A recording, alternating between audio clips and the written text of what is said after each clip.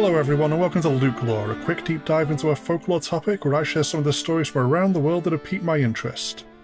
We've had a bit of a hiatus with this show, which has been a heady cocktail of health issues, burnout, and business elsewhere with what little energy I had to spare. But this show means a lot to me, and I fully intend to hit the ground running to then just keep going. As a bit of a nod to coming back from the break, we're going with an It's Alive theme. We'll touch base with Mary Shelley and the science at the time which fascinated her, then get a little spooky with an assortment of revenants. Let's crack on without further ado.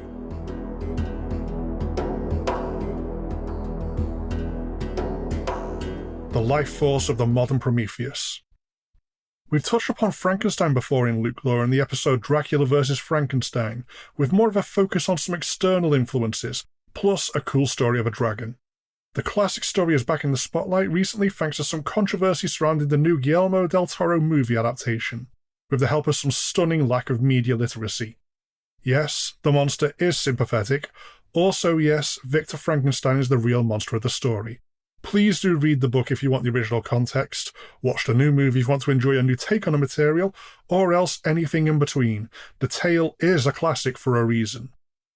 Looking back to Mary Shelley herself and the time she grew up in, offer us some fascinating details yet to unearth. From the circumstances of her birth, Shelley was placed on a path to confront big questions about mortality which would infer the later work she became best known for. Contemplations of mortality, what it means to be a parent, and the significance behind the creation of life. Born to an academic household, her father, the radical philosopher William Godwin, and her mother, Mary Wollstonecraft, an early pioneer of feminism. She had to learn about her mother second-hand, unfortunately. Wollstonecraft died shortly after having Mary, having suffered a postnatal infection.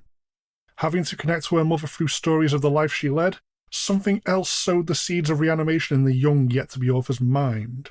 Wollstonecraft in life had a famous story of being resuscitated from drowning after having dove into the River Thames in 1795, rescuers using a rather worrying-looking apparatus. Pictures of this thing bear to mind some sort of torture kit.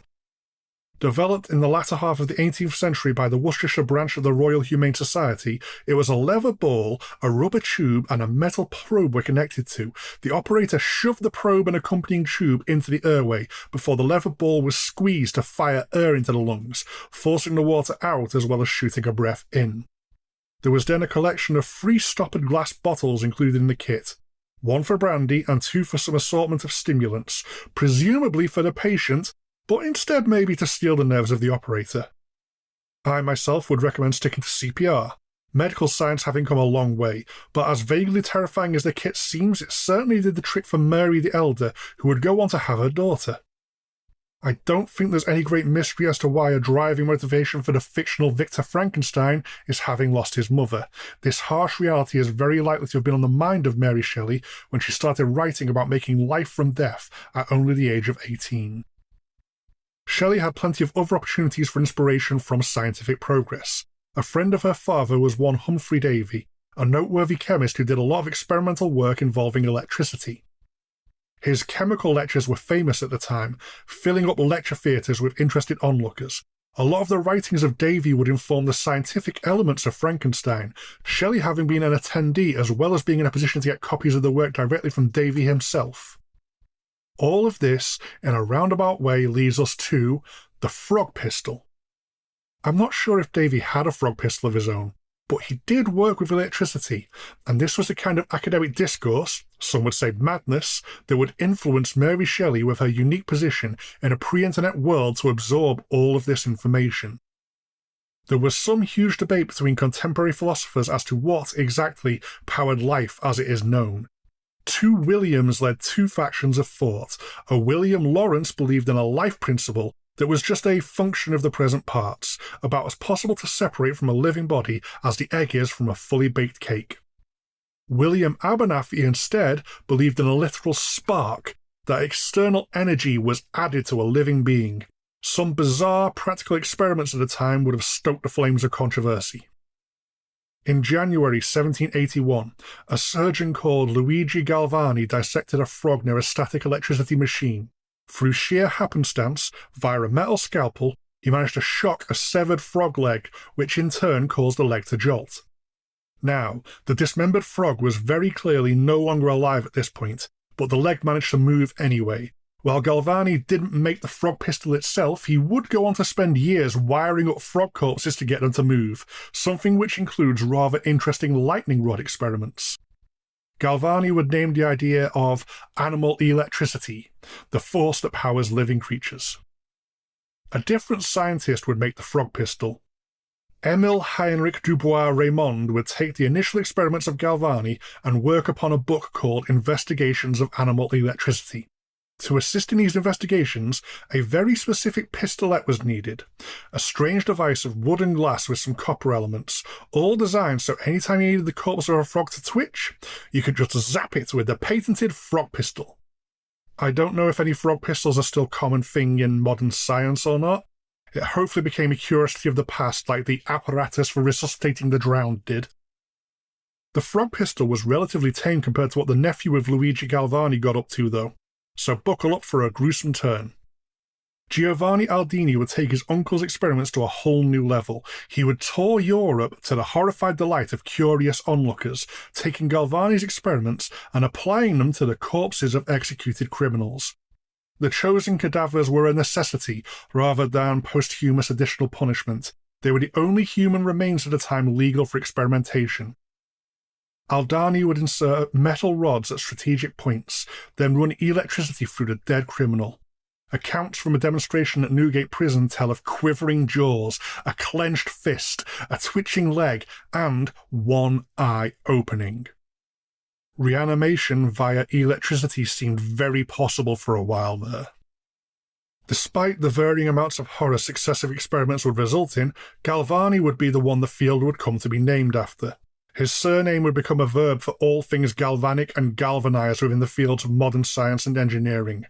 Plus, it wasn't all terrifying attempts at crimes against nature. A lot of good came from electrifying already dead prisoners and zapping poor frogs. All of which comes back around to Mary Shelley, who included studies of galvanism as a mention within her book to help ground the fantastical events. She didn't actually make the lightning scene which became so iconic, and moreover seems based on the actual experiments of Galvani, or at least the ghastly shows his nephew had put on. The exact details of the reanimation are not shown in the book. It was the iconic Universal Studios adaptation which would visualise the events of a storm, and strangely enough, a mechanism close to the actual experiments which helped inspire the story. All that explained, I now want to see the Del Toro Frankenstein pretty badly.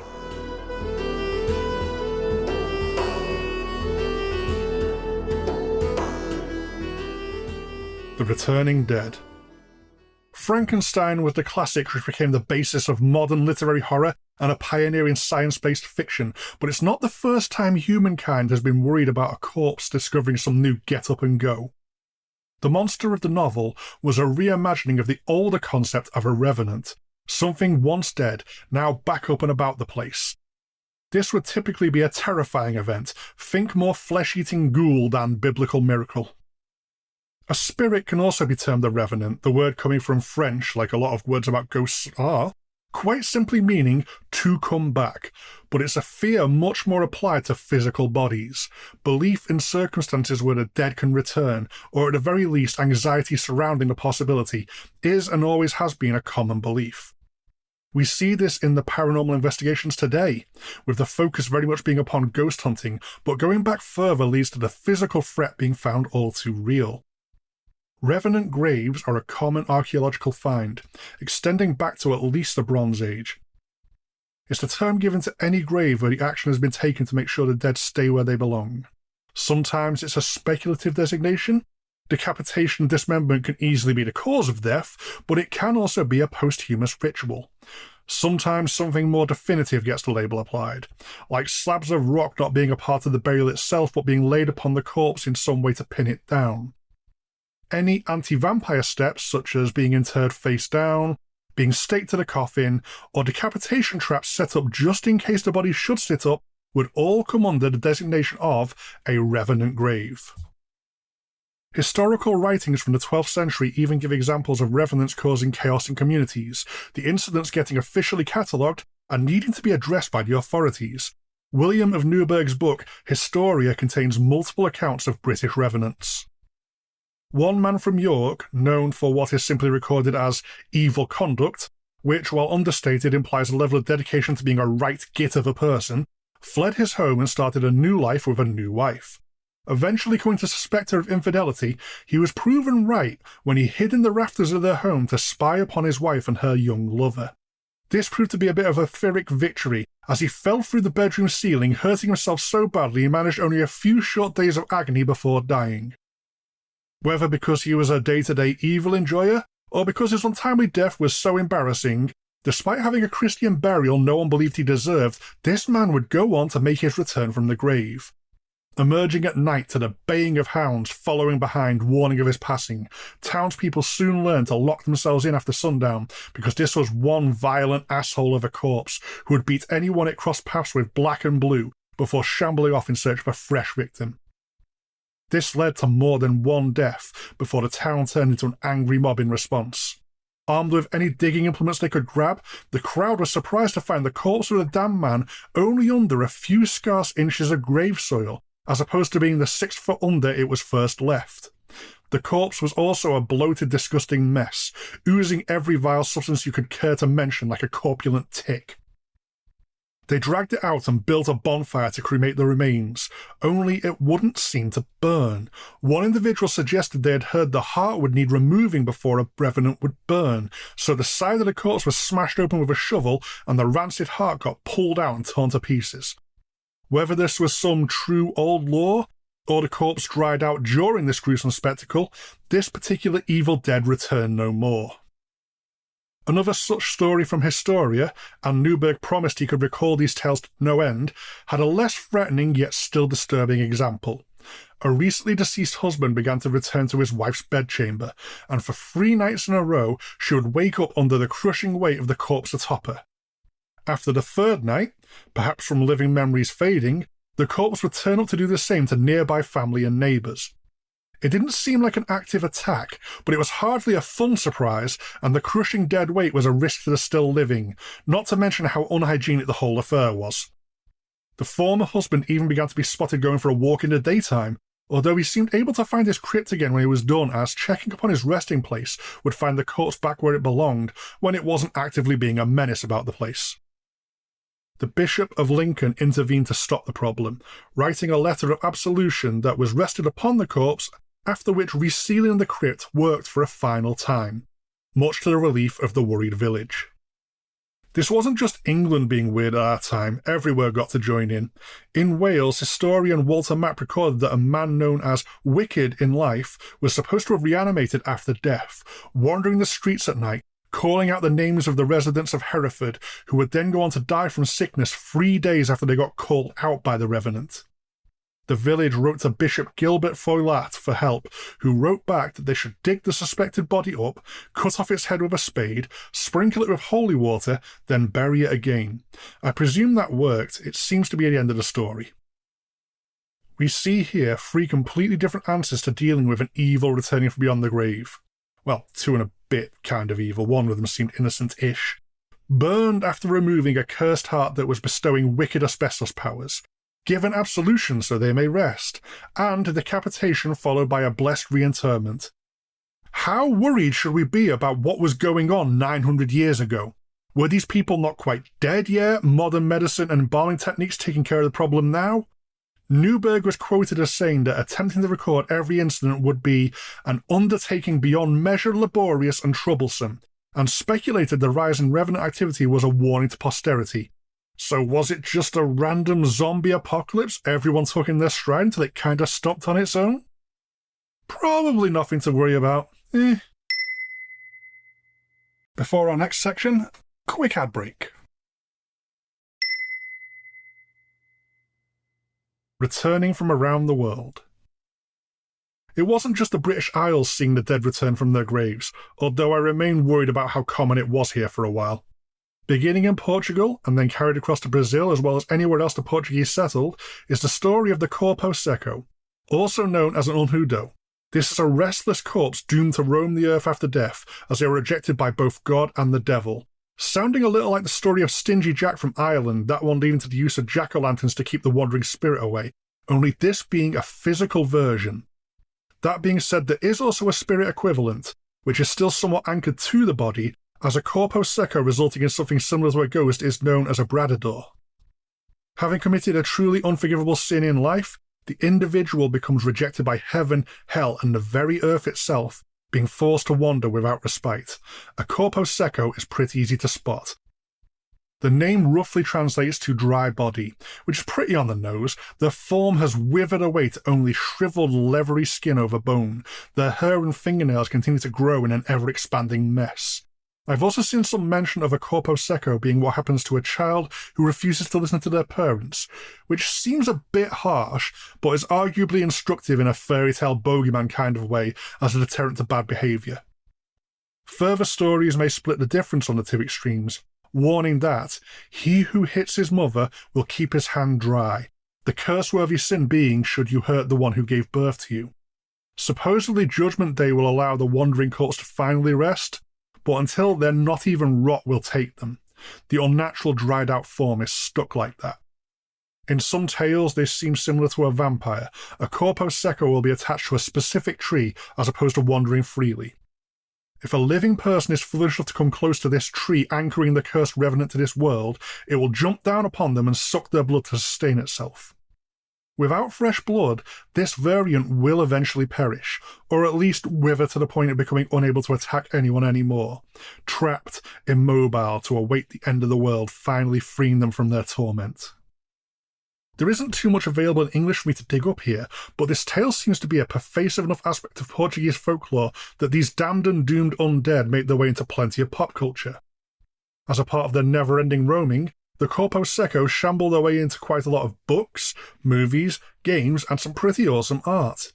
The series Invisible City on Netflix is steeped in Brazilian folklore and is supposed to feature a corpo secco, so I may now have a new watch lined up.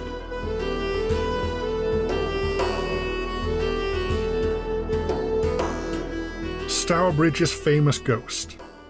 I've been focusing more on physical returns for this episode, but this one has some interesting elements to it, so I'm bending the remit for a neat spook. This one does certainly return, even to this day, should you be bold enough to investigate, so close enough for the topic. Head to the West Midlands of England, and to the town of Stourbridge, and you can find a gibbet woods with a gibbet lane attached.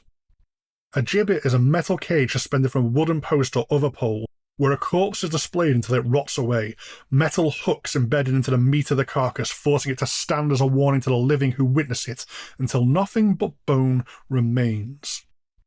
The area doesn't seem to be named generically for the macabre device, but it seems to refer to one specific example in the town's history. On December the 18th, 1812, one Benjamin Robbins was walking home along Fir Tree Lane to Dunsley Hall after visiting Stourbridge Market when a stranger joined him. Strolling along together for a while, the stranger shot Robbins in the back with a pistol and robbed him of his goods before leaving him for dead. Mortally wounded, but in no way mercifully quickly, Robbins crawled the rest of the way home bleeding and would linger on over Christmas before finally succumbing to his gunshot wound on December the 28th. The full details of the crime are on record thanks to the Police History Society in volume 27 of their journal. A journeyman carpenter called William Howe was tracked down, thanks to the silver pocket watch he had pawned off having been part of the stolen possessions. While imprisoned as a part of the initial investigation, a letter he tried to send was seized and had details of the hidden murder weapon. It took the jury only 7 minutes to rule Howe guilty once he went to trial, and he was not only sentenced to death by public hanging, the judge ruled that in addition to the execution, the corpse would go on to be displayed in a gibbet at the place of the shooting. This was a rare punishment by this time, a sign of the disgust at the conduct of the killer. Howe was known for his rich-tasting clothing and a pretentious manner in life, but this was all stripped away come the fatal end. Here, now, are the records of his final words. "Friends!" Here he paused, perceiving the spectators advancing. As soon as they appeared quiet, he proceeded, "Friends, take warning by my fate. A wicked heart has brought me to this untimely end. Pray for me. Do pray for me. All of you pray for me. Keep your hands from picking and stealing, and take warning by my fate. Do pray for me. God be with you all, now and forevermore." Fir Tree Lane would become Gibbet Lane, A dark, imposing road even in modern times, with trees growing over the top of it to form a near skyless tunnel along the way to Gibbet Woods. It's here we move beyond the historical record of death and into ongoing strange events. Many a modern-day ghost hunter has shared their experiences in a strange place and claimed to back up the tales passed down over time. People began to avoid the area, even after the gibbet was eventually taken down. Anyone bold or foolish enough to visit the lane and woods reported an unnatural stillness, a smothering heaviness to the air. Metal can be heard rattling, echoes across the centuries of the long-gone corpse cage, and anyone travelling the road at night risks being followed by a shadowy figure. The shade of the murderer, repeating its mistake, stalking along in the darkness, the moments before the gunshot, haunting the location of crime and punishment both, to this day still. I refer you back to the last words of the gibbet-bound killer. Take warning by William Howe's fate, and go in peace without a wicked heart. There's many a poor revenant fate you may save yourself from.